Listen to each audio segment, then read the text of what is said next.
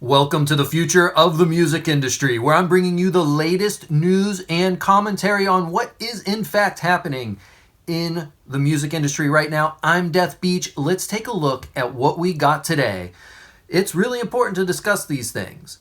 The industry rapidly changing, some really exciting things coming in regards to NFTs and the exploding crypto music industry.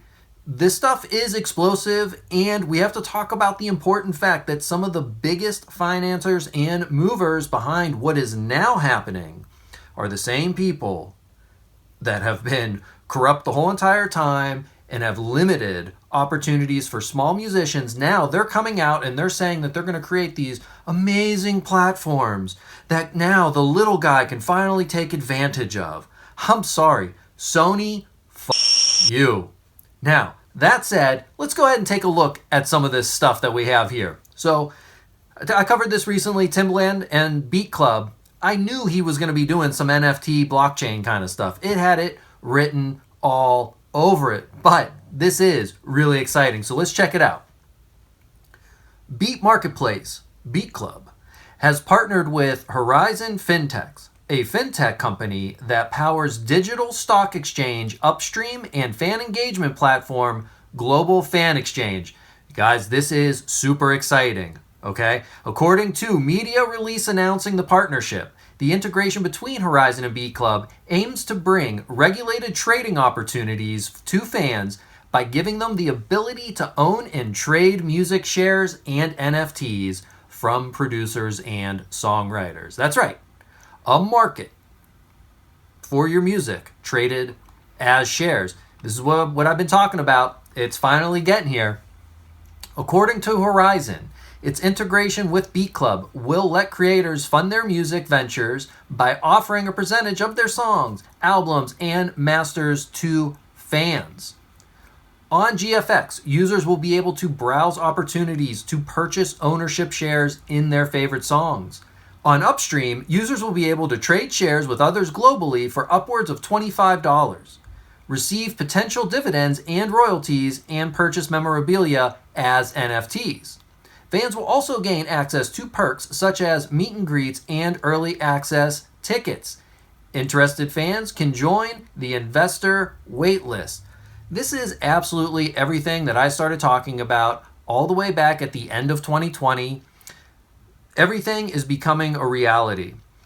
We are definitely waiting for regulation. That's definitely a thing that's been kind of a thorn in the side of absolutely everything happening in the crypto world. But the SEC is working right now at bringing us regulation clarity on crypto assets versus cryptocurrencies. And Congress is also looking at passing a bunch of stuff. These are the things that we've been waiting for. Now, if you think that there's just going to be some sort of service that allows you to do this, I think you're going to be waiting a little bit.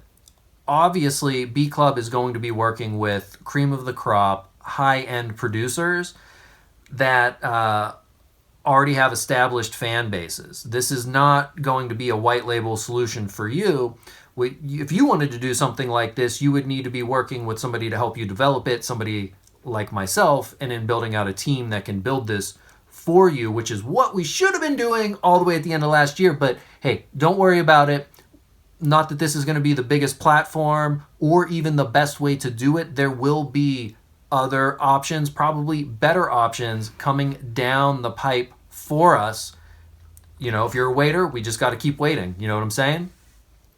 So NFT platform Maker's Place raises $30 million from investors, including Eminem, Paul Rosenberg, and Sony Music, right? Everybody wanted to talk about this NFT bubble that was going to pop and like these weren't going to be a thing. You're just silly if that was your take on what was going on. So the round saw participation from Sony Music Entertainment, Uncork Capital, Draper Dragon Digital Assets, 9 Yards Capital, and Coinbase Ventures. Other strategic investors include Eminem, Paul Rosenberg, and Blau. So, what, you think Maker's Place is not going to be a huge NFT platform? You're absolutely crazy. Now, I didn't know Spotify even had rivals, but apparently they do. And Gami, to launch entertainment venues in Dubai, London, LA, and more cities worldwide. Oh, that's right, linking the physical world and the virtual world. Ngami has announced plans to roll out new hybrid entertainment venue called Ngami Lab in multiple cities worldwide. The first venue will open in Dubai in early 2022, followed by launches in some other places, including Cairo and Beirut. Sorry, I just want to butcher that right now. And other global cities such as London, New York, and Los Angeles. Ngami says that its lab concept will be the first to combine both online and offline worlds, bridging digital and traditional entertainment. Now, I bring this up because I am going to cover in the next story Live Nation and concerts, and how I believe that what we're talking about here on Ngami is the future. Venues where live performance can take place and people can actually go there to enjoy it, but that's really the main hub, and then it is broadcast virtually. So I really see this happening in like A-list cities, B-list cities. Probably not. There'll probably be a lot of in-studio stuff, but as far as live performances for major artists coming, well, let's just get into this here. So Live Nation claims that revenues grew by over $500 million year over year in Q2 of this year. The company reports that its revenues increased by $501.9 million, or 677% year on year, to $575.9 million in quarter 2 2021. That's up from $74.1 million in Q2 2020. So here's the funny thing about this article. They're comparing everything to last year, which we know live music last year, because of lockdowns and things like that, got hit so hard. Even in Q2 last year, it was already happening. Live Nation pins its positive results in Q2 on both strong ticket sales and sponsorship commitments from 2022, the latter of which it reports are up double digits from 2019. So most of the revenue is coming from sponsorships for shows next year, things that have not even happened yet. In a letter to shareholders, Live Nation CEO Michael Rapino noted that June was Ticketmaster North America's fourth best month in history for transacted ticket volume. This was driven in part by Live Nation US Concerts Division putting the highest number of shows on sale ever during a single month, added Rapino, which was 50% more than the next highest month in March 2019. So, look, I don't think it looks very good for live music. They're only being able to claim that they got these sales by listing more shows. It just doesn't look good. You know, looking at the climate change narrative, again, sorry to keep bringing it up, but with live music, it doesn't make sense to me that a bunch of people are going to travel to venues, okay, in their gas-powered cars to go see an artist that is jet-setting around the world with a whole entire crew, landing on continents, getting in trucks and tour buses and driving all over the place. I just don't see it happening in the same way that it has been happening. They're already preparing, okay? You need to be preparing right now. Furthermore, we got to look at this here with what Warner is doing. So they recently, the main guy from Warner did a talk, but what I want to talk about is who are record labels signing right now?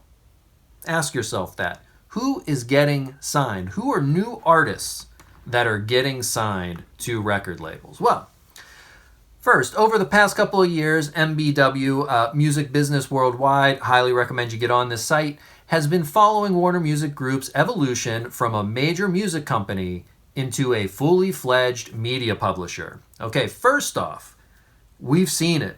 All these major labels are shuffling around catalogs, selling them to each other, picking up what they think is going to be really hot, but they're not signing new artists. They're also dumping tons of money into virtual platforms. So during his opening remarks, Cooper highlighted the recent news that Warner Music Group has acquired David Guetta's entire recordings catalog, as well as agreeing a deal with him for future recordings. So, of course, I covered this recently, this signing. And this is important because David Guetta is about to have a virtual show launch on Sensorium Galaxy, which has huge investments from Tidal. At the end of July, Warner Music Group's Pan-Asian dance label in China, Wet Records, announced that it has signed a virtual artist called Hai Jiang, which is what's known locally as a virtual idol. This is not a real person, okay? This is a virtual fake being.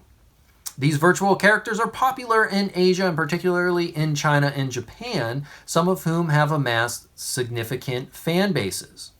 According to Cooper, when you look at social gaming in these metaverses, we are already talking about dealing in the virtual world, where people have their own avatars. Creating virtual-only beings is not an illogical next step. Of course it's not at all. He added, I'll give you something that's a bit analogous. Even though it's not quite all in the digital format, when you watch a Marvel movie, you are talking about characters that don't exist in real life. And you're talking about computer-generated imaging that doesn't exist in real life. But yet, when you look at the success of these characters, you look at the success of Marvel, you look at the success of many of the soundtracks, which in many cases we provide, and you look at the fan base for these characters, being able to do this in a virtual world is really not a massive next step. Okay, let's recap really quickly. We have record labels signing virtual artists, dumping a bunch of money into virtual platforms while simultaneously buying up old catalogs. Does anybody think that they're going to create digital versions of some of our older musicians and heroes and present them in the virtual world, and they've just secured licensing of their catalogs to do that? I don't know. I kind of think that that is what is happening. Furthermore, we notice that labels are not developing human being artists, okay? By development, I mean, they're not giving them a sense of style. They're not setting them up with songwriters to work with to help them find their own voice, finding them producers to work with to explore new sounds. No. We're signing digital beings that don't even have any level of intelligence. They're completely programmable. That is what we're seeing. Okay, and one last point to just drive everything home. Vendetta Capital is proud to announce its investment in Hustle. So this is going to be a platform, NFT platform for artists, yada yada. You already know the whole deal, right? So here's the thing. We have all these venture capitalists, and we have Sonys, and we have Tidals, and we have Spotifys, all investing in this infrastructure, and they're all coming out, and they're telling us things like this. Well, that musicians only receive 12% of generated revenue from their songs, and they're just getting ripped off by the industry. That's the industry telling that to you and then presenting you with a new option where you, the artist, are just going to be completely rewarded. What I think is really important to note here is that there's no way these people are going to do that. They are going to make money off of you. They are going to have you advertising for them for free by trying to pull people to the platforms that they're creating for us. I just think it's really important to take note of this and remember we are being presented with an opportunity to be truly independent musicians and artists and producers. We need to make sure that we explore everything that can be explored here and not just go with what is offered to us. By simply learning more skills or partnering with people who are learning these skills, such as writing smart contracts and who understand basic building of websites. I mean, guys, we can use stuff like Wix and a thing like Moralis, which will do Web3 for us. It's pretty easy. Like, we can form little collectives, little DAOs of creatives and put music out. We don't have to succumb to, Spotify and Apple and all these people offering us these platforms. They've ripped us off before, they'll rip us off again. Another thing that we have to talk about very, very quickly here, I know this is the end of the video, but we need to smash that like button right now. If you're new here, we need you to hit that subscribe button, turn on the bell notifications. I'm bringing you the most up-to-date information on what is going on in the music industry, and if you really want to be able to navigate and take advantage of it, you need to know about it as it's happening. I believe things are going to be moving very quickly through the end of this year and into Q1 of 2022. I'll see you guys again very soon.